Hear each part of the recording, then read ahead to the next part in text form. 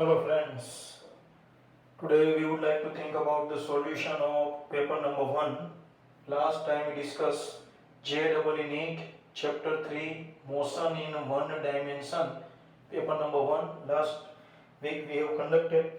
Today we would like to think about the solution of this paper number 1. 15 questions turn by turn we would like to solve, and each and every student will try to clear the concept behind, we can say, the answer of each and every question. So without wasting time, question number 1, you can see that here what happened. In the first question, a car moving along a straight path and covers distance d with a constant speed of 40 km per hour. So question number 1, you can see car starts its journey from A and covers distance d with a speed of 40 km per hour. And then what happened? Then if you read the data, then and the same distance, that means next distance also same, d distance traveled, first d distance traveled with speed 40 km per hour, next d distance यानी कि same distance traveled with a different speed like 60 km per hour, then what's your target? Your target to find average speed of car. So this is the journey A to B. Total you can see that the entire journey is divided into two equal parts, equal, and already you have idea about the shortcut. If total distance, out of total distance, half distance travel with speed v1 and remaining half distance with speed v2, then what's the average speed?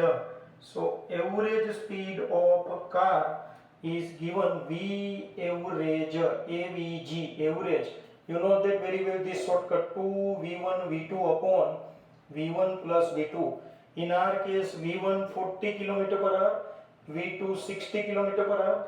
Just set up the value. So v average 2v1, what is the value? v1 v1 40, 40 multiplied by 60 divided by 40 plus 60, you can see. So it is 2 into 40 multiplied by 60 divided by 100, 2 0 cancel. So average speed of car is nothing, 2 4 ja 12, sorry 2 4 ja 8, 6 ja 48, so 48 kilometer per hour. This is the, you can see that average speed.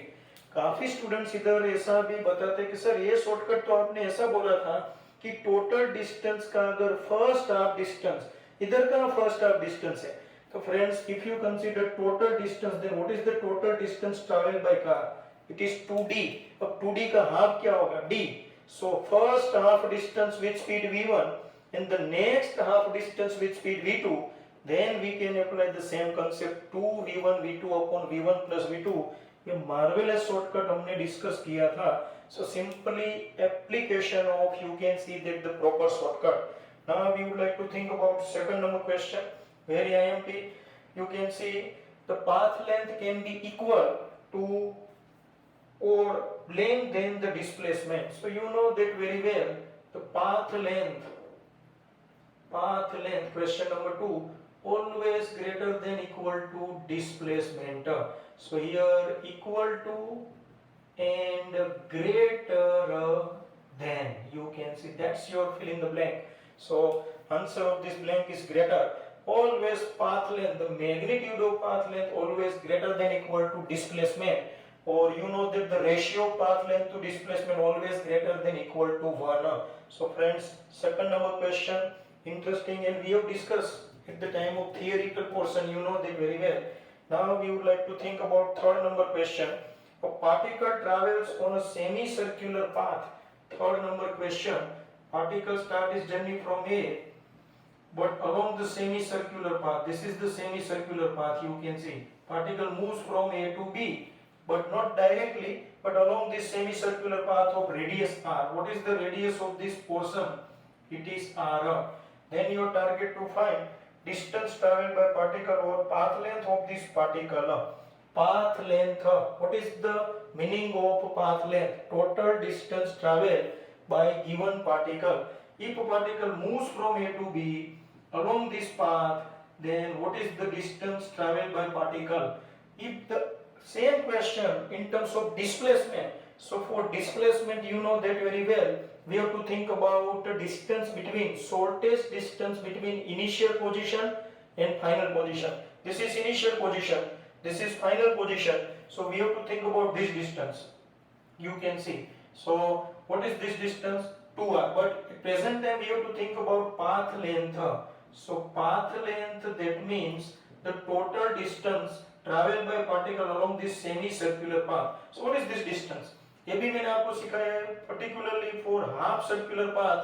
What is the total distance if you consider entire circular path? 2 pi r. अगर अपना half a circle consider करना हो, then only you know that pi r. So pi r is the, we can say that path length. Most IMP, अगर particle A से शुरू करता, B पर जाता और बी से वापस सर्कुलर पाथ पे होके ए पे आता, तो उसका डिस्प्लेसमेंट जीरो होता, because initial and final position same. But what's the path length? Path length that means the total distance travelled by the particle along the circular path. अगर पार्टिकल एक circle पूरा करता है तो टोटल कितना distance travel करता है? Is equal to circumference 2 pi r. Most IMP friends. So these three questions we have discussed. Analyze these three questions. Very IMP, no doubt about it.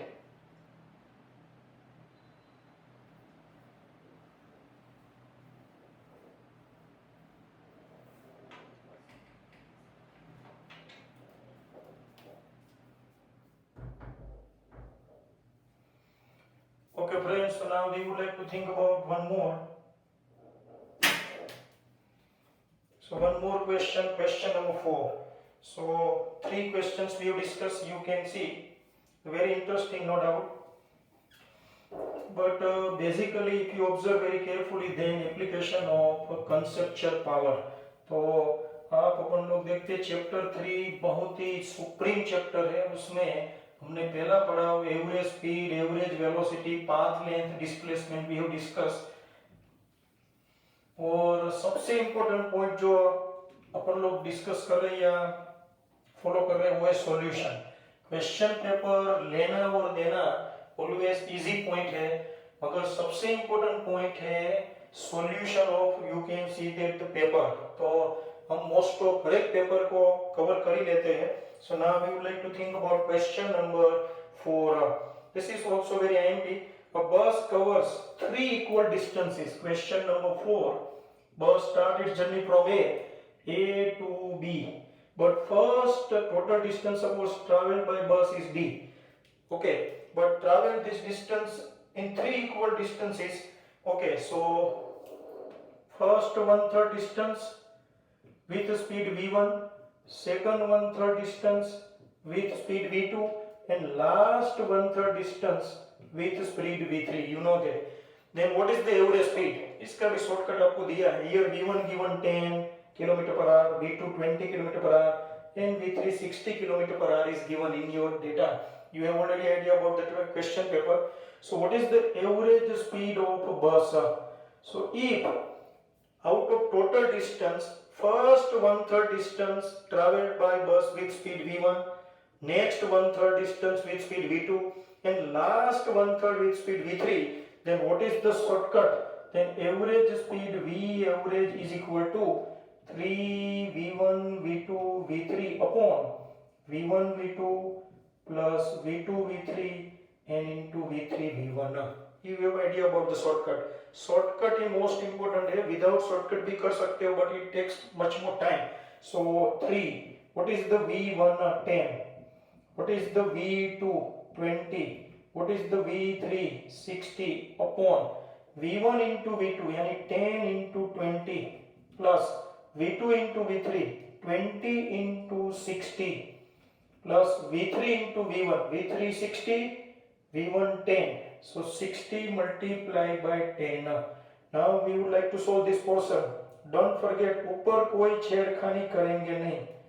So 10 into 20 200 plus 1200 plus 600. So 1200 plus 200 1400. 1400 plus 600 2000. So V average is equal to 3 into 10 into 20 into 60. Numerator divide by 2000. 1 2 3 cancel. 2 cancel, 6 3 jar 18 kilometer per hour. This is the answer of this question number 4. Very interesting. You can see friends, we have applied basic shortcut. याद रखो total distance का अगर 1/3 distance v1 speed से, next 1/3 distance v2 speed से और last 1/3 distance v3 speed से अगर कोई पार्टिकल ट्रैवल करे तो उसका एवरेज स्पीड का शॉर्टकट याद रखना है 3v1 v2 v3 upon v1 v2 v2 v3 and v3 v1. Super. Now question number 5th. Okay. So now most important point, question number 5th, very interesting. काफी लोगों को इसमें नोचे हुए. Plane travels 400 meter towards north and then 300 meter towards south and 1200 meter vertically upwards, then find the resultant displacement. अब ऐसा situation आए तो क्या होगा? देखो मैं आपको इधर बता रहा हूँ. This is the plane. First of all, 400 meter in the direction of north. Then it takes, you can see that sharp turn, U-turn, and moves 300 meter or 300 kilometer, whatever the distance, in the south. In north है तो ये south. And then you can see that directly moves in upward direction by 1200 meter. Okay. तो मैं इधर जिसे कह सकते हैं पहले डायरेक्शन बता देता हूँ. You can see this is the initial position. This is north, south, you know that very well. This is west and this is, you can see that east direction. अब प्लेन सबसे पहले कौन सी direction में जाता है? Towards north. तो देखो यहाँ से अपन लोग मोशन शुरू करवाते हैं. Suppose this is, you can see that initial position A. So plane travels, you can see this is 400 metre distance, 400 metre towards the north. तो A से ऊपर से आया B के ऊपर. रेडी. अब आता है B से 300 metre. You can see that in the direction of south. So this is north. So what's the direction of south? Obviously in opposite direction. So it moves in opposite direction. You can see, and this distance 300 meter. First of all towards north 400 meter, then 300 meter towards south. So what is this distance? Suppose A has C point, A to B 400, B to C 300. Now this is, you can see the initial position, this is, you can see the final position. अब यहाँ से सीधा जिसे कह सकते हैं कि take off, और you can see travels 1200 meter distance. ये सीन आया. तो what is the final position? This is final position D. तो पूरी प्लेन की जर्नी देखते हैं. ए से गया 400 मीटर नॉर्थ की डायरेक्शन बी के पास.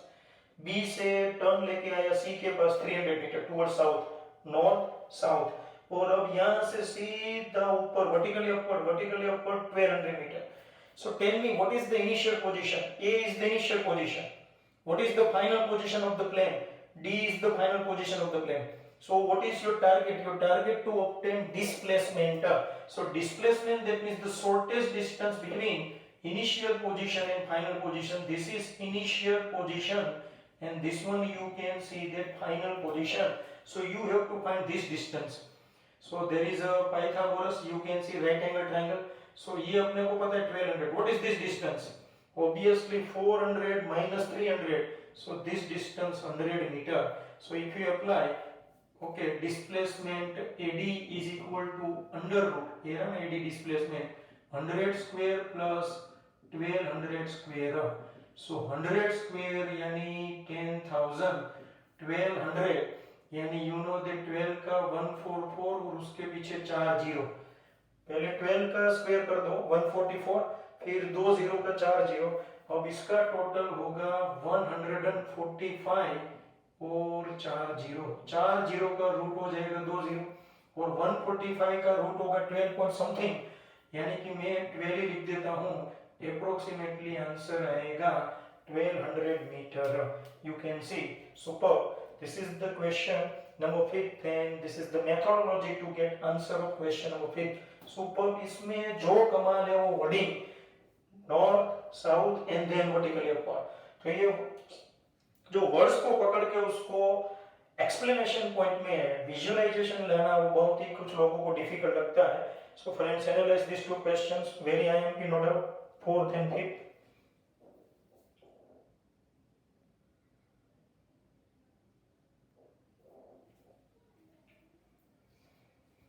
Okay, now we would like to think about next question number 6. You can see हर एक क्वेश्चन वापस आज ही सोल्व हो जाना चाहिए, क्योंकि जो बंदा पेपर को अच्छी तरह समझ के वापस सोल्व करेगा उसको थोड़ा फायदा लॉजिकली होगा, क्योंकि उसको पता चलेगा कि यस मैं ऐसा सोच रहा था जबकि बेसिक लॉजिक ये है, तो वो लॉजिक को तुरंत ही एनकेस करो प्लीज। काफी स्टूडेंट सिर्फ पेपर को एनालिसिस करते हैं मगर सोल्व करना भी जरूरी है। जेईई नीट में मास्टरी लेने का पॉइंट, और काफी स्टूडेंट्स मैंने देखे बेस्ट है जो ये पेपर का एक हार्ड कॉपी रखते हैं, उसके पीछे एक पूरा सॉल्यूशन होता है, पूरी नोटबुक ही बनाते हैं, पेपर 1 2 3, लास्ट में यही पेपर्स देखने के बाद पूरी। Now we have to think about question number 6।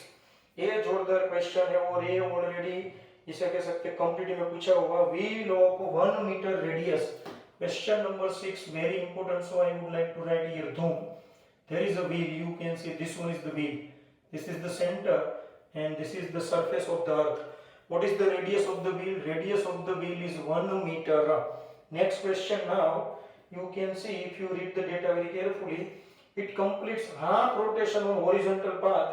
The magnitude of displacement from the point of contact with the path initial is blank.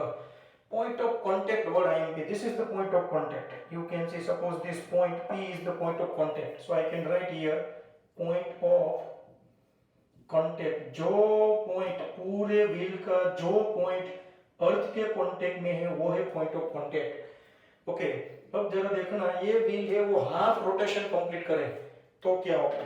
तो ये देखो यूं ऐसा है, अब ये घूम के ऐसे आ जाएगा, you can C like in this, but only half rotation. तो अपन लोग तो जानते हैं अगर हाफ रोटेशन हो तो ये पॉइंट पी है उसका क्या होगा, अपन लोग ये जरा देखते हैं। मैं इधर बता रहा हूँ, देखो ये जो पॉइंट पी है वो नीचे है, अभी ये ब्लैक कलर, जैसे ही मैं हाफ रोटेशन करता हूँ you can see this point P will move in upper direction. तो ये व्हील है यूं ऐसे हॉरिजॉन्टली घूमता है। सो what happen after completion of half rotation, this is the position after half rotation. You can see after half rotation, I have explained position now.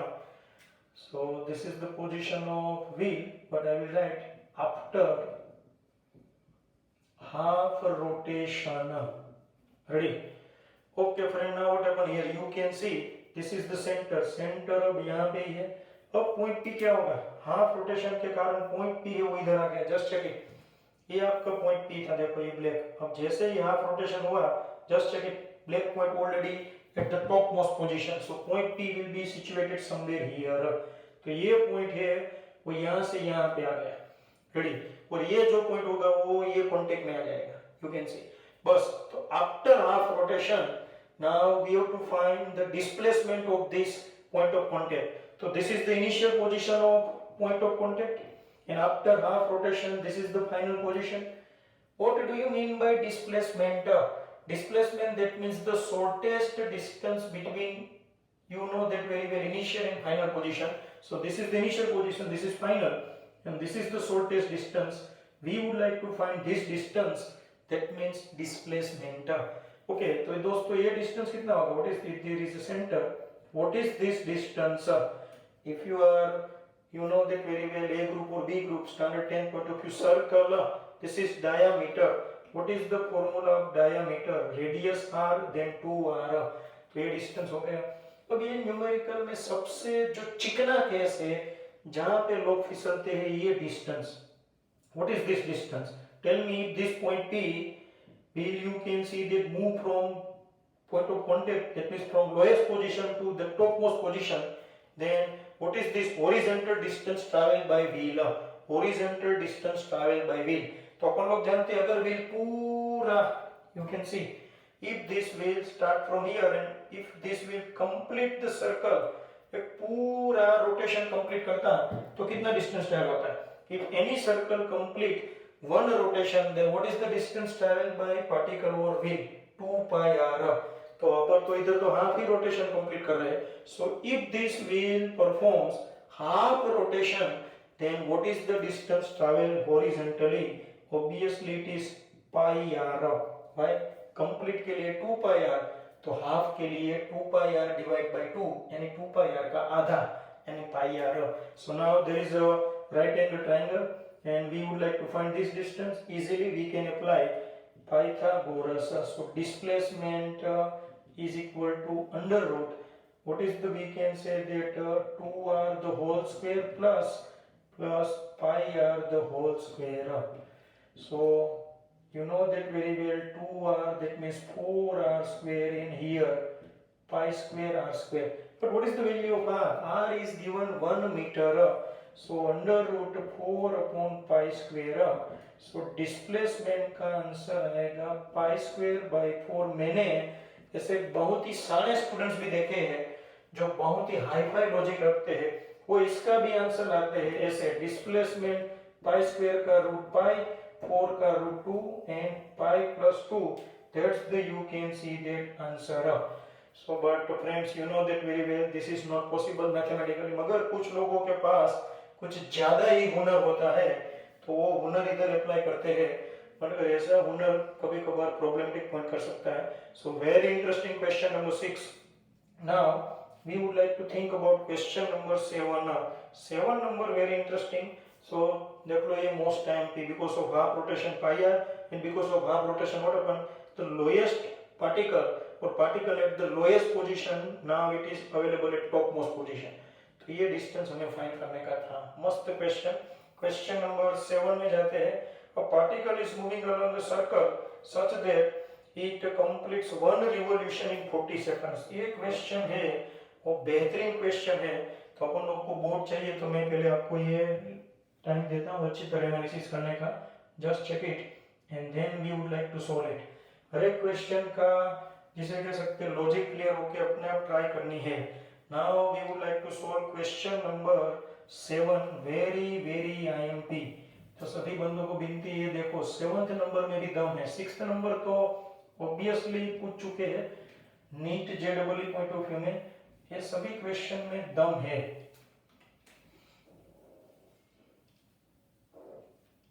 Okay friends, so now we would like to think about question number 7.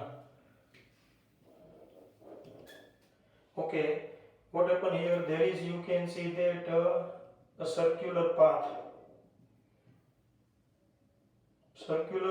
of radius r. Ready? Particle start its journey from A as per given data and after completion of one rotation, particle takes 40 seconds.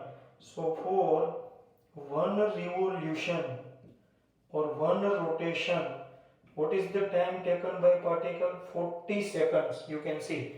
So what's your target? Your target to find the ratio of magnitude of displacement to, we can say that path length, यानी displacement to path length का ratio आपको find करना है. तो सबसे पहले, मगर कब? You have to find the ratio of displacement to we can say the path length at t is equal to 2 minute and 20 second. 2 minute और 20 सेकंड के बाद ये पार्टिकल का डिस्प्लेसमेंट और पाथ लेंथ फाइंड करके उसका रेशियो फाइंड करो. तो सबसे पहले 2 minute 20 second, that means ultimately 2 minutes यानी 120 प्लस 20 यानी we would like to find the displacement of particle at 140 second and path length. So पहले चलो path length और displacement के लिए डिस्कशन करें. तो सबसे पहले डिस्प्लेसमेंट के लिए पहले तो इनिशियल पोजीशन ये है, 140 सेकंड के बाद पार्टिकल की फाइनल पोजीशन क्या होगी वो ढूंढना है. तो चलो यहां से शुरू किया. एक साइकिल पूरा होता है यानी एक रोटेशन पूरा होता है तो कितनी सेकंड चली जाती है? 40. तो जब 40 सेकंड में एक रिवॉल्यूशन, दूसरी 40 सेकंड में दूसरा, तो चेक करते जाओ. 40 में 1, 40 में दूसरा, और तीसरी बार अगर 40 करे तो 3, 120 सेकंड हो गए. इन शॉर्ट 120 सेकंड के बाद पार्टिकल जहां से अपनी जर्नी शुरू करेगा वापस वहां ही आएगा. क्यों? क्योंकि 40 सेकंड में एक रिवॉल्यूशन, 80 सेकंड में दूसरा, 120 सेकंड में तीसरा. तो ultimately after 120 second what is the position of particle और what will be the position of particle a? मगर हमें 120 पे नहीं रुकना है, हमें 140 से जाना है। तो अब दूसरी कितनी सेकंड्स हमें कंसीडर करनी पड़ेगी, 20। तो अब 120 से 20 सेकंड एक्स्ट्रा में लूँ तो पार्टिकल यहाँ आके रुकेगा बी के पास। चेक करो, 40, 120, 1, sorry there is a mistake, 40, 80, 120, and this is you can see that next 24 half circle। तो 140 0 सेकंड पे यहाँ पे होगा, 140 सेकंड पे पार्टिकल होगा बी के पास। So this is the initial position and this is the final position। so what is the displacement?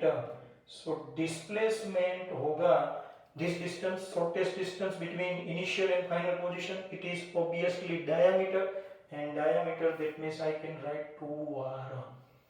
तो displacement हो गया। अब path length interesting case है because we would like to find path length at 140 second और after 140 second। तो बंदा 140 second के बाद यहाँ पे पहुंचा, पाथ लेंथ में इनिशियल फाइनल पोजीशन नहीं, पाथ लेंथ में बंदे ने कितना डिस्टेंस ट्रैवल किया वही फाइंड करना है।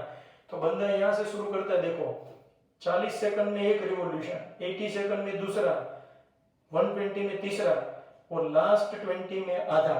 अगर एक रिवॉल्यूशन खत्म होता हो तो पार्टिकल कितना डिस्टेंस ट्रैवल करता है? After the completion of one rotation what is the distance travel by particle?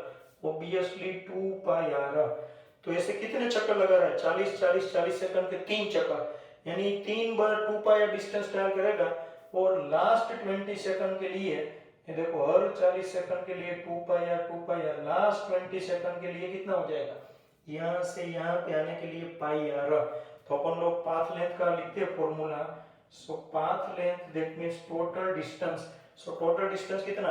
So 3 times 2 pi r distance travel करता है। क्यों 3 टाइम्स? पता चला 40 सेकंड के 3 लैप्स लेता है और लास्ट में 20 सेकंड्स के लिए pi r. So 6 pi r plus pi r in short 7 pi r is the path length. तो रेशियो में फाइंड करना है displacement to path length।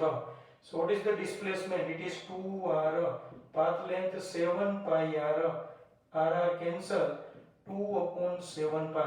मगर आप ऑप्शंस देखना, आपको फंसाने के लिए ऐसे ऑप्शन दिए। काफी लोग यहाँ के रुक जाते, बोलते हैं ऑप्शन तो मैच नहीं हो रहा। थोड़ा दिमाग को जोड़ दो। पाई की value, pi should be 22/7, you know that 7 cancel, so 2/22 that means 1/11 is the answer। marvelous। तो ये क्वेश्चन में दम था। This is you can see that question number 7 super. So analyse friends, very imp question we discuss and try to solve it again. Revise करना पड़े तो video को forward में से थोड़ा पीछे ले जाओ।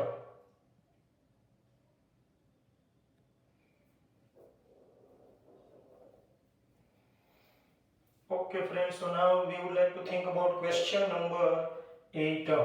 ये क्वेश्चन में दम था, मैंने बोला, और ऐसा क्वेश्चन हमने ऑलरेडी सोल्व किया हुआ है। अगर आपने थ्योरेटिकल लेक्चर्स अच्छी तरह एनालिसिस किए होंगे तो हर एक पेपर से पहले, हर ट्यूसडे पेपर होता है, पेपर से पहले सभी लेक्चर्स को कंसेप्चुअली रिवाइज कर दो, या नोटबुक बनाई हो तो नोटबुक को अच्छी तरह देख लो, most important.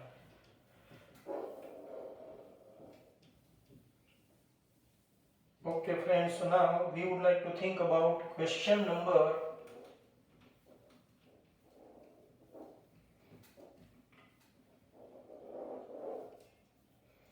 next question number, now we would like to solve 8 number here। you can see ये question में भी दम है। question number 8, a particle moves, consider the motion of the tip of the second hand of a clock। so question number 8, this type of clock is already shown in this diagram। this is you can see the 12 o'clock and this is second hand। Ready? Second hand का तो आप कमाल जानते हो, 60 second में एक revolution कर दे मतलब 1 मिनट पूरी। तो इधर ये जो टिप है वहां पे कोई पार्टिकल में रख देता हूं। सो what is the displacement of this particle after 1 minute? after 1 minute that means after 60 seconds।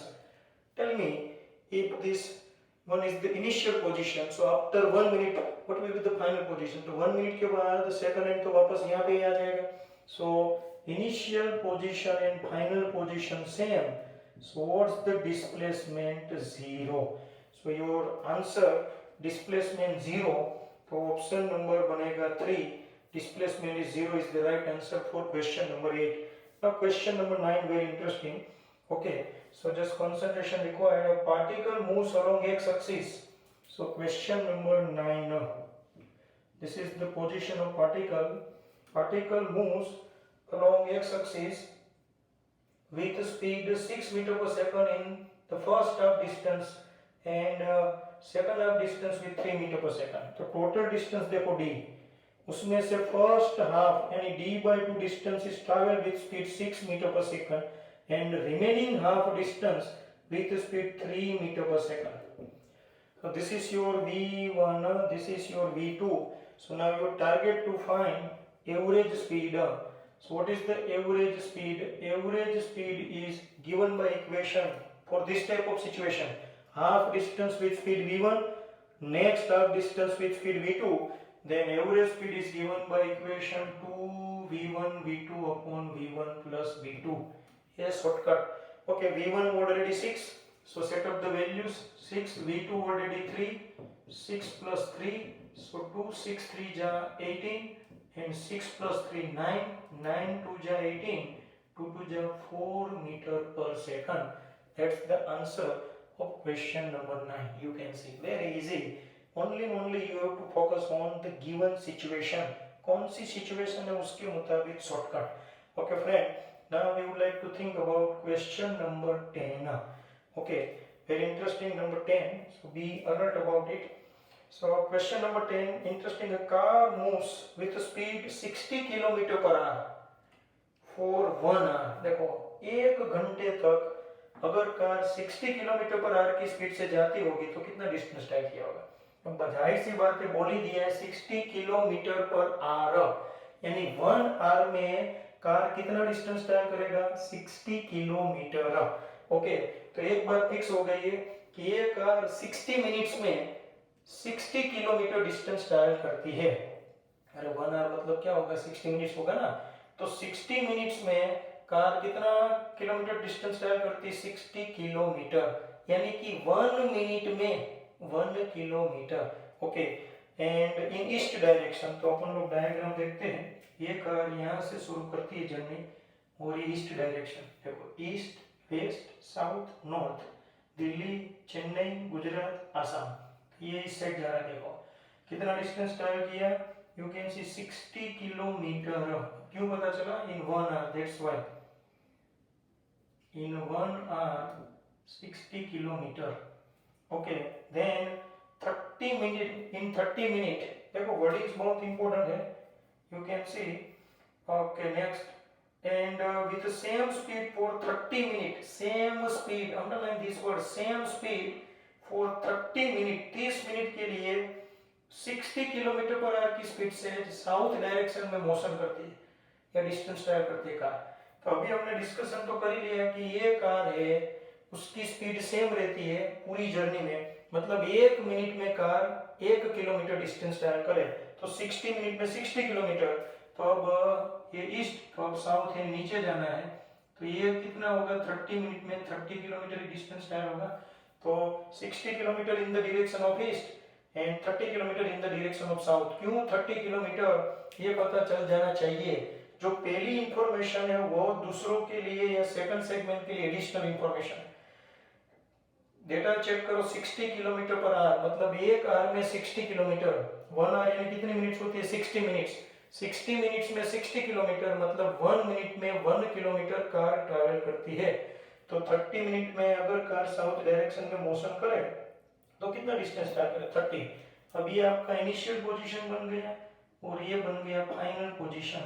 तो डिस्प्लेसमेंट फाइंड करना हो तो ये डिस्टेंस फाइंड करना पड़े. वापस बन गया पाइथागोरस के लिए 60 the whole square 30 the whole square. अब इसको सोल्व करने का है आपको और इसका आंसर अप्रोक्सीमेटली अपन लोग देखें तो मैं इसमें जरा सोल्व करके बताता हूँ. 60 the whole square that means 3600 and 900 यानी कि 4500। ओके, सो 45 को अपन लोग लिख सकते हैं, जिसे कह सकते हैं 900 मल्टीप्लाई बाई 5। देखो 900 मल्टीप्लाई बाई 5 करो तो आ गया 4500। तो 900 का रूट होगा 30 √5 kilometre per our, sorry kilometre distance देने के लिए। चलो ये आंसर। तो देखो कुछ स्टूडेंट्स ने मुझे फोन करके पूछा था कि सर कैलसी यूज करने की जरूरत पड़ेगी नहीं, ये लोग ऐसे ही क्वेश्चन देंगे जिसमें आप दिमाग अप्लाई करके सोल्व कर सकते हो। So question number 10, 30 √5 kilometre, this is the displacement of this car.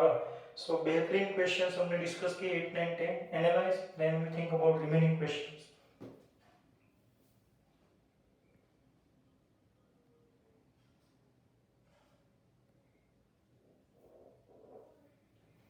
Okay friends, so now we would like to think about question number 11, because last question we discussed 10.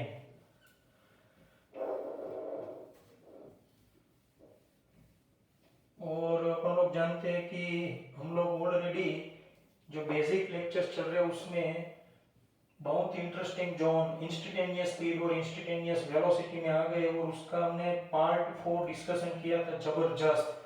Part 4 है, मैंने बोला था sir और students दोनों के लिए one type of benchmark test है, जोरदार। तो उसको वापस रिवाइज करो।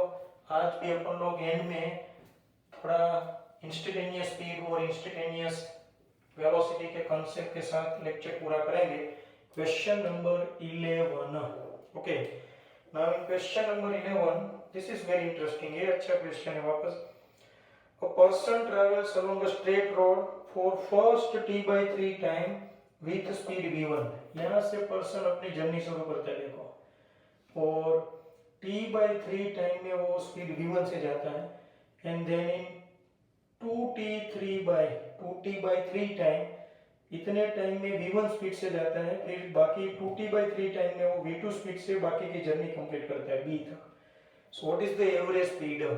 तो मैंने ऐसे न्यूमेरिकल के लिए आपको बोला एवरेज स्पीड आए, कोई शॉर्टकट्स दिमाग में ना आए, सीधा पहले फॉर्मूला फेंको। Average speed is equal to total distance upon total time, you know that very well. चलो ये डिस्टेंस को मैं कह देता हूं d। What is the total distance travelled by particle d? अब टोटल टाइम देखो t/3 और 2t/3। अब इसमें मैंने बोला था 3 का तिकड़म याद करो। कौन से 3? Distance, speed and time. ये 3 में से 2 चीजें देंगे तीसरा फाइंड करने का। इधर देखो टाइम दिया है, स्पीड दी है, मतलब हमें क्या फाइंड करना है? डिस्टेंस। कोई बोले सर ये तो दे दिया है, मगर t/3 के लिए कितना टोटल डिस्टेंस फाइंड करना होगा? 2 सेगमेंट्स में। Suppose this is d1 and this is d2, means d1 distance traveled by person with speed v1 in t/3 time, and d2 distance traveled by person with speed v2 in 2t/3 time। तो d1 d2 मिल जाए तो total distance है d1 plus d2 upon total time है t/3 plus 2t/3। आपका next target है d1 d2 find करना। तो very easy, पहले अपन लोग d1 फाइंड करते हैं। What is the meaning of distance? General formula of distance that means, याद करो स्पीड का फॉर्मूला याद करो। स्पीड यानी क्या होता है? ये रहा स्पीड, डिस्टेंस अपॉन टाइम। तो डिस्टेंस क्या होगा?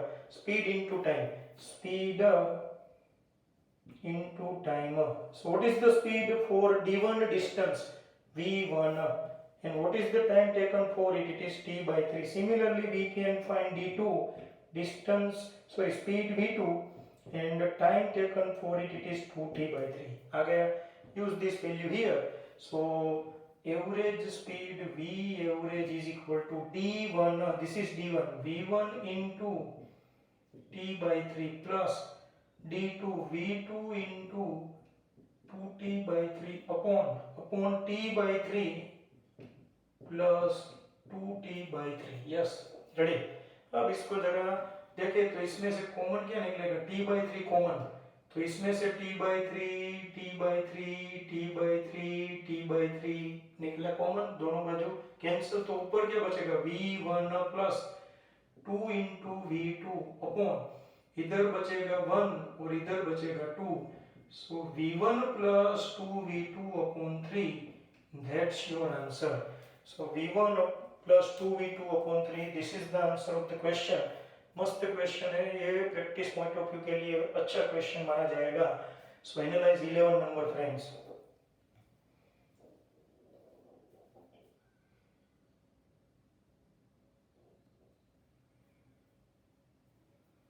Okay, now we would like to think about question number 12. 12 थोड़ा टिपिकल है, जो काफ़ी स्टूडेंट्स को पता नहीं चलता है। स्टूडेंट्स की बात छोड़ो, ये कुछ सर को भी ना पता चले, क्योंकि इसका रिप्रेजेंटेशन थोड़ा बकवास दिया है, मगर ऑप्शंस बहुत ही इंटरेस्टिंग दिए हैं। तो जरा देखते हैं ये question number 12। So concentration required, first of all we would like to think about the data. So data के लिए हर एक बेटा अच्छी तरह देखे।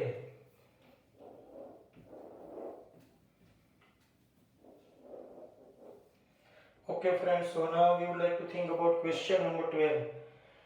If average velocity of particle moving on a straight line is 0 in a time interval, then which one is the right one? पहला option, acceleration of particle में भी 0। Second, velocity of particle must be 0 at any instant. velocity of particle may be never 0 in the interval, average speed of particle may be 0 in the interval। अब ऐसा question दिया है 12 number, here average speed is equal to 0। दोस्तों average speed 0, then what about displacement? Tell me। So displacement of particle also 0। अब displacement 0 कब होगा? Particle यहाँ से मोशन शुरू करता है, देखो बी, और बी से वापस टर्न लगा के आएगा ए के पास। So displacement becomes 0 if initial and final position of particles remain same, a और बी।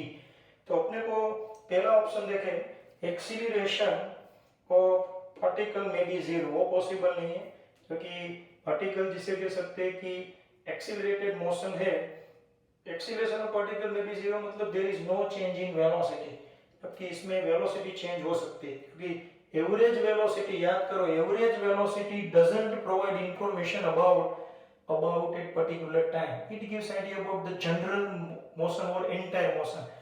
तो एक्सीलरेशन 0 इसमें बोला है कि मे बी 0, नो, वो जिसे कह सकते हैं कि एक्सीलरेशन 0 नहीं, दैट मींस वेलोसिटी चेंज नहीं हो सकती, जबकि इसमें वेलोसिटी चेंज हो सकती है। Velocity of particle must be 0 at an instant, ये जोरदार पॉइंट है। तीसरा ऑप्शन देखते हैं, velocity of particle may be never 0 in the interval. पूरे इंटरवल में एवरेज वेलोसिटी कभी 0 नहीं हो सकती, क्योंकि एवरेज वेलोसिटी 0 होना मतलब इनिशियल और फाइनल पोजीशन सेम होना। पूरी जब मोशन हो उसमें एवरेज वेलोसिटी, कौन सी मोशन ऐसी होगी जिसकी average velocity 0? Not possible at all. Average speed of particle में भी 0, ये भी नॉट पॉसिबल। तो अब अपने को जिसे कह सकते चेक करना है, velocity of particle must be 0 at an instant. देखो ये सुनना बराबर, यहां से पार्टिकल निकला, ए बी के पास पार्टिकल का वेलोसिटी का डायरेक्शन ये है, अब जैसे ही वो टर्न लेगा, क्योंकि it has to come towards a, so it moves in opposite direction. So what happen here, velocity at this point b you can see changes drastically और suddenly from one position to second. ये velocity v होगी, तो ये अब ये से हो जाएगी। तो दोनों वेलोसिटीज परफेक्टली देखा जाए तो जब पार्टिकल टर्न लेगा तब उसकी velocity you can see that changes but in opposite way, that means they cancel the effect of each other। तो यहाँ पे इसकी वेलोसिटी ये इंस्टेंट पे क्या होगी, 0 हो सकती है। तो ऑप्शन है इसका जो 12, उसका ऑप्शन आएगा simply second option, velocity of particle must be 0 at an instant. ये इंस्टेंट पे पार्टिकल की वेलोसिटी 0 होगी, क्योंकि डिस्प्लेसमेंट 0 होने के लिए उसको टर्न लगाना पड़े तो ही पॉसिबल है। Most IMP। Okay, now we have to think about next point, question number 13। ये थोड़ा theoretical point है, इसको अच्छी तरह देखना। Number 13, you can see in 13 number, a particle travels half of the distance of straight journey with a speed 6 meter per second। ये जोरदार question again, और हमने बताया था ये क्वेश्चन ऑलरेडी IIT में पूछा हुआ है, IIT 1991, और हमने डिस्कस किया हुआ है, मगर थोड़ा डेटा अलग था। टोटल डिस्टेंस डी उसमें से हाफ डिस्टेंस है वो v नॉट स्पीड से, या जिसे कह सकते हैं कि v1 स्पीड से जो स्पीड लेनी हो v नॉट स्पीड से ट्रैवल करता है, वो दिया है 6। ओके, नेक्स्ट क्या दिया है, उसके लिए टाइम है वो है t1। अब मैं डेटा रीड करता हूँ। The remaining part of the distance is covered with speed 2 meter per second for half of the distance and 4 meter per second for the remaining half of the distance। देखो बाकी का जो distance है d/2 उसको दो segments में d1 और d2 मगर equal interval of time t/2 ये देखो, या ये अगर t2 हो तो ये भी t2, ये हमने शॉर्टकट डिस्कस किया है। तब स्पीड v1 और v2। पूरा क्वेश्चन देखो, टोटल डिस्टेंस में से आधा डिस्टेंस है वो v नॉट स्पीड से t1 टाइम में कवर करता है, बाकी का आधा डिस्टेंस है दो अलग अलग स्पीड से इक्वल इंटरवल ऑफ टाइम में कवर करे, तो इसकी एवरेज वेलोसिटी कितनी होगी। तो इसका शॉर्टकट मैंने आपको दिया है 2v not v1 plus v2 upon v1 plus v2 plus 2v not. हमने शॉर्टकट में इधर v नॉट की जगह v1 लिया था और इधर v2 v3 लिया था। चले अब इसमें वैल्यूज रखे 2v not 6 bracket start v1 plus v2 v1 2 v2 4 2 plus 4, so 2 plus 4 plus 2 into 6, here है 2 into 6, so what is the answer, so 2 6 ja 12 into 6 because 4 plus 2 6, इधर 2 plus 4 6 6 plus 6 2 ja 12 18, तो 6 3 ja 18 3 4 ja 12, so average speed होगी 4 metre पर second. मस्त set question, और ये shortcut के कारण ये जोरदार, और हमने ये न्यूमेरिकल है और ऐसा ही क्वेश्चन मैंने शॉर्टकट भी करवाया था और बेसिक मेथोडोलॉजी के साथ भी करवाया हुआ है। Just check the theoretical videos, part 1 2 3 को खंगालो।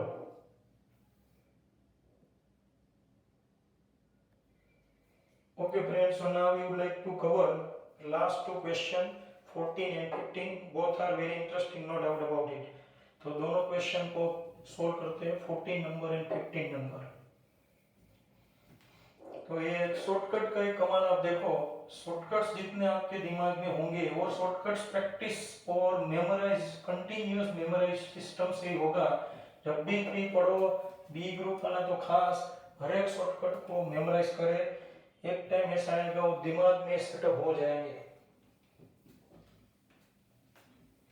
Okay friends, so now we would like to think about question number 14 now। So what happened in question number 14? In 14, a body moves over 1/4 of circular arc in a circle of radius r, then the magnitude of distance and displacement. Okay, so this type of circular path is given, just check it।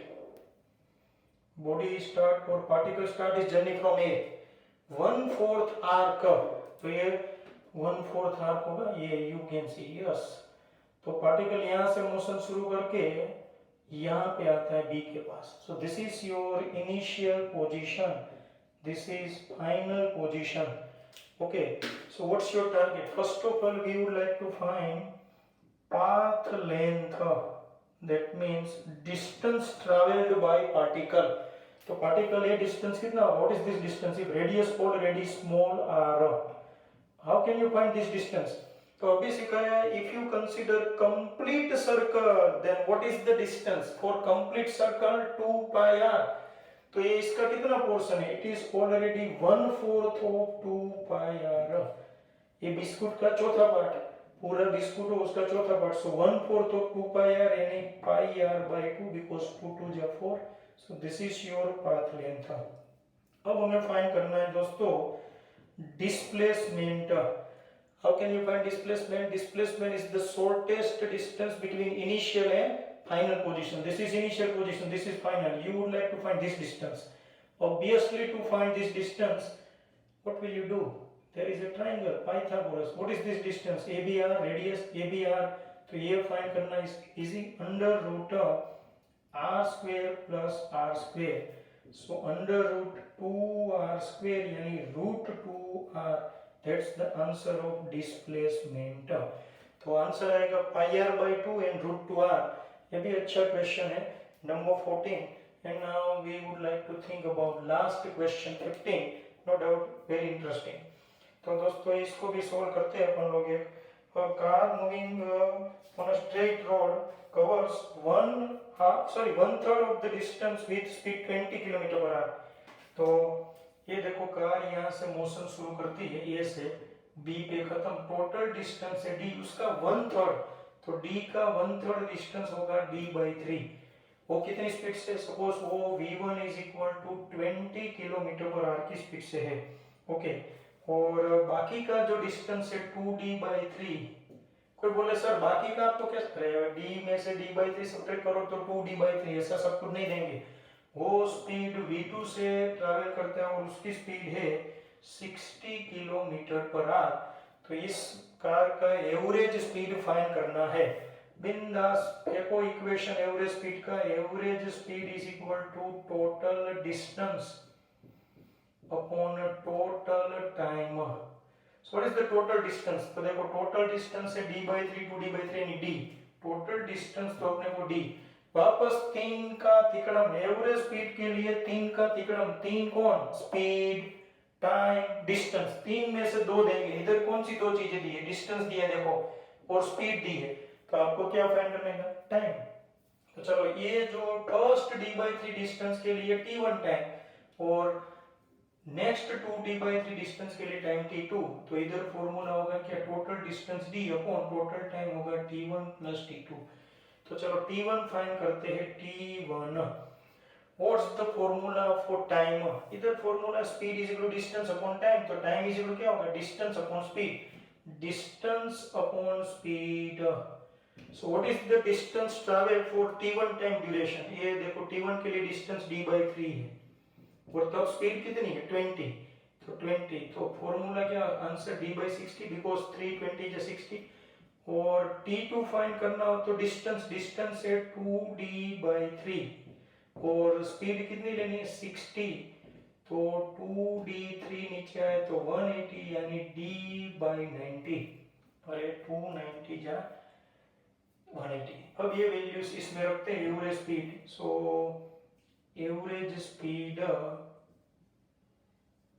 Is equal to total distance d upon t1 we have found d by 60 और t2 we have found d by 90. इसमें से d को common निकालो तो ऊपर के साथ cancel, तो बचेगा क्या 1 अपॉन 1 बाय 60 प्लस 1 बाय 90. अब इसका सिंप्लीफिकेशन देने के लिए हम लोग लेंगे एलसीएम, तो इसका एलसीएम लेते हैं तो 90 1 अपॉन 90 प्लस 60 और ये दोनों का मल्टीप्लिकेशन होगा डिनोमिनेटर में 90 इंटू 60 और ये जो डिनोमिनेटर्स का डिनोमिनेटर ऊपर आ जाए तो मैं डायरेक्ट लिख देता हूँ 90 इंटू 60. तो 90 इंटू 60 ऐसे रखते हैं, 90 प्लस 60 150, ये कैंसर 0 0. अब देखो आप जानते हो कि 3 2 जा 6 एंड 5 3 जा 15. ओके, अब हम लोग तो जानते हैं कि 19 18 5 जा 90, तो 18 2 जा 36 kilometre per our. That's the average speed of this car particularly for the given situation. Super. तो ये मस्त क्वेश्चन है, बिंदास कोई शॉर्टकट के बिना करने के लिए एक आइडियल सिस्टम. तो friends we have discussed total 15 questions, all questions are very IMP. Okay, so what's your target, आज इस वीडियो लेक्चर को एनालिसिस करो, वापस पूरा पेपर सोल्व करना है. ओके फ्रेंड्स, अब एक कदम आगे बढ़े, पहले इसको पहले आप देख लो अच्छी तरह.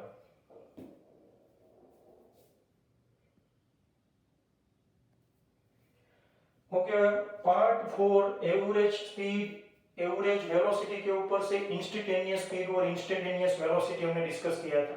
मैं उसका थोड़ा रिवीजन करवाता हूँ. How can we obtain instantaneous speed of any particle, forget about speed, how can we obtain instantaneous of any physical quantity और instantaneous value of any physical quantity. तो पार्ट 4 को याद करो. To obtain instantaneous value of any physical quantity, what's the prime target, you have to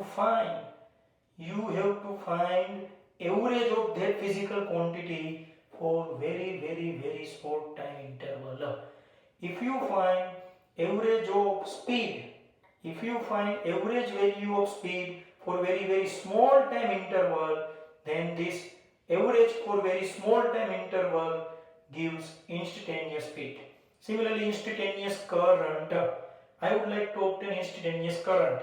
Okay, instantaneous velocity, chalo. Instantaneous velocity, then we have to find average velocity for very small time interval, short time interval.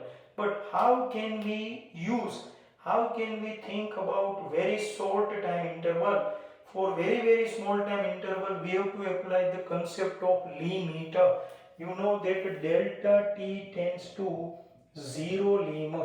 Okay, because of this mathematical tool, delta T tends to zero लिंक का मतलब समझो, delta T zero की तरफ जाए मगर zero ना हो पाए. Delta T tends to zero link, that means delta t moves towards zero but it never becomes zero. So इसका मतलब सिंपल सा लिया था हमने, वेरी स्मॉल टाइम ड्यूरेशन. अगर ये अपन लोग एवरेज स्पीड के आगे रख दे, मतलब एवरेज स्पीड हम बहुत ही स्मॉल टाइम इंटरवल पे फाइंड कर रहे हैं, like delta x is the distance and delta t is the time. So distance upon time यानी speed, average speed. So average speed if you find for very small time interval, तो ये बन गया आपका instantaneous speed.